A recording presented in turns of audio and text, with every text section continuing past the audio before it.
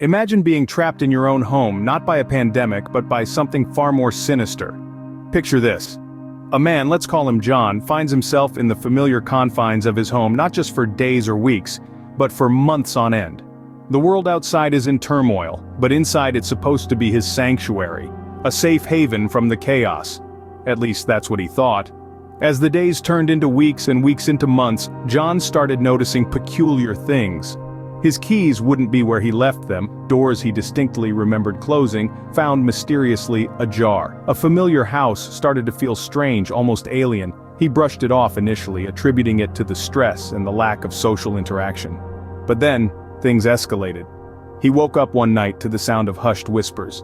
He could have sworn he heard his name being called out, a voice as cold as the winter wind, yet there was no one there. The harmless oddities started turning into spine-chilling incidents. Things started moving on their own, a glass sliding off the table, a chair rocking back and forth with no one sitting on it. It was as if an unseen force had taken over his home. Weeks went by and John's home, his sanctuary, turned into a house of horrors. The strange occurrences became the norm. It was no longer his home, but the dwelling of something otherworldly. He was a prisoner, not of the pandemic, but of an unseen stranger. He tried to ignore it, tried to convince himself it was all in his head, but deep inside, he knew. He knew he wasn't alone. With each passing day, the truth became more evident, more terrifying. His home, his sanctuary, was now a playground for an unseen entity. Just as he thought he was alone, the chilling realization dawned on him. He was sharing his quarantine with an unseen stranger. Silence can be deafening, especially when it's broken by sounds that should not exist. Picture this. A woman living alone in her apartment during the thick of quarantine. The world outside had turned quiet, a ghost town, leaving her with her thoughts and the silence of her small city apartment. But then the silence started to crack. At first it was a whisper, a faint hum that could be easily mistaken for the whir of her fridge or the distant hum of traffic. But then it grew. It morphed into something more distinct, a whisper, a hushed conversation, a voice in the void. At night, when the world was at its quietest, the whispers would grow louder, bouncing off the walls of her apartment. They were indistinct, a mere murmur, but they were there, as if someone was in the room with her. The woman was no coward, but the whispers were unsettling, uncanny. Then came the footsteps, soft but unmistakable. They echoed through the apartment, a step here, a shuffle there, growing louder and closer with each passing night. It was as if an unseen presence was pacing through her home, making its presence known through these haunting echoes. The woman, now on edge, started to investigate. She turned her home upside down, looking for a logical explanation. There had to be a reason, a source for the whispers and footsteps, but every corner she turned, every closet she opened, only revealed more emptiness. The suspense escalated. The whispers grew louder, the footsteps more distinct. She could almost make out words now, sentences that didn't make sense. And the footsteps, they were right outside her bedroom door now, pacing back and forth, back and forth. She was alone, but she wasn't. There was something else in the apartment, something unseen, unheard, but felt. In the deafening silence of her apartment, the whispers grew louder, echoing the fears she dared not speak. When the world outside is too dangerous to venture into, what happens when the danger lurks within your own walls? Our third tale of terror takes us into the heart of a home, where a family, much like yours or mine, finds themselves trapped not just by the invisible threat of a pandemic, but by something far more insidious. As they hunker down to weather the storm of uncertainty outside, they find themselves facing an enigma within. Shadows. Shadows that seem to dance and flicker, even in the absence of light. At first they dismissed it as mere figments of their overworked imaginations. After all, the mind does play tricks when subjected to prolonged periods of isolation. But as the days turned into weeks, the shadows seemed to grow bolder. They were no longer confined to the corners of their vision. They seemed to loom in full view, dark silhouettes against the walls of their once safe haven. The children noticed it first. Their innocent eyes, untouched by the cynicism of age, were quick to pick up on the subtle shift in their environment.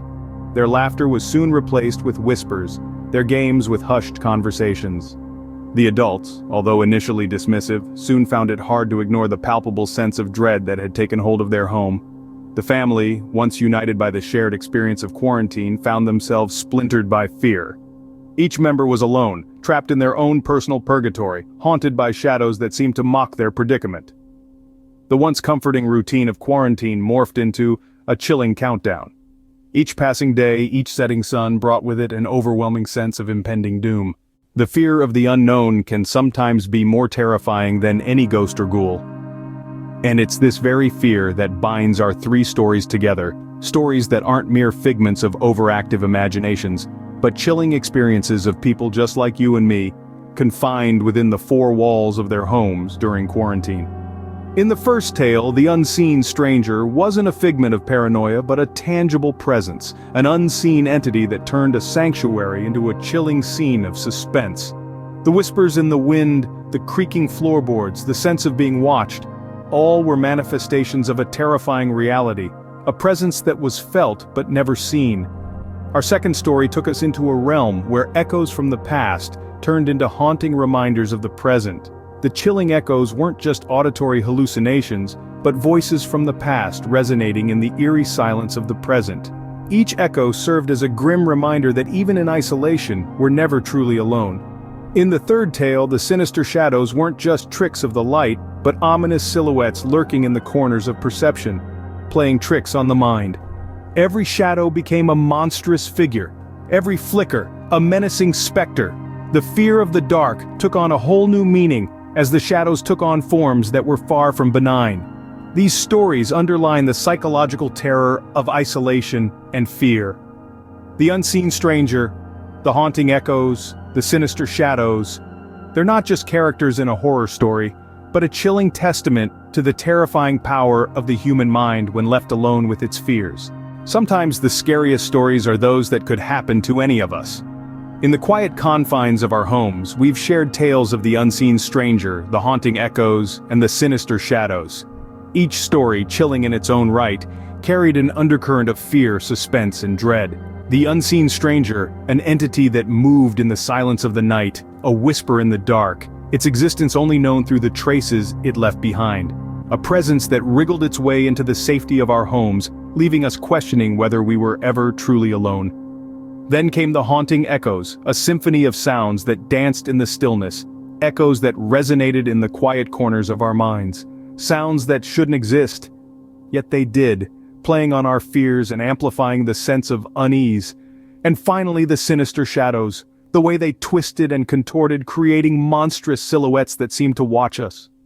Shadows that played tricks on our minds, blurring the lines between reality and imagination, making us question what was real and what wasn't. These stories, they don't just terrify us, they linger, they fester. They plant seeds of doubt and uncertainty, challenging our sense of safety and security. They remind us that fear isn't always about the things that go bump in the night, it's also about the unexplainable, the unimaginable, the unseen. These tales of horror aren't just stories to be told around a campfire or under a blanket with a flashlight. They're a haunting reminder of the unseen horrors that could be lurking in the shadows of our own homes. As we navigate through these uncertain times, we must remember that fear can be a powerful tool. It can keep us alert, it can keep us safe, but it can also consume us, make us question everything around us. As we navigate through these uncertain times, remember, not all horrors are visible to the naked eye, some are just waiting in the shadows of our own homes.